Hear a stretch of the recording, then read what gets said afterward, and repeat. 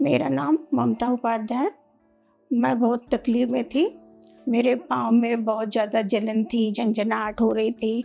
कमर से मैं उठ बैठ नहीं पाती थी। मैं 10 कदम भी नहीं चल पाती थी। मैंने बहुत जगह, बहुत हॉस्पिटल में, इवन बॉम्बे तक भी मैं गया। मुझे कहीं पर किसी भी डॉक्टर से सेटिस्फेक्शन नहीं मिला। मेरा वो हाल था कि मैं अब नहीं ठीक हो पाऊंगी। मैं बिल्कुल हार चुकी थी। इसके बाद मैंने एक दिन नेट पर सर्च किया जिसमें डॉक्टर पुनीत गिरधर जी का नाम आया और फिर नेक्स्ट डे आकर के मैं डॉक्टर साहब से मिला।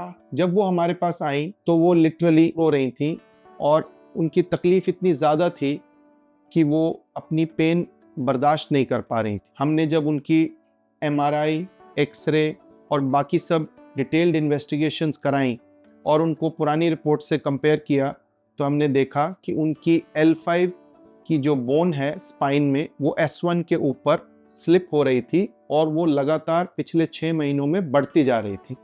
उसके चलते उनकी दोनों नर्व्स में भी सिवियर कंप्रेशन यानी कि दबाव आ रहा था। उन्होंने फिर हमें ऑपरेशन के लिए बोला।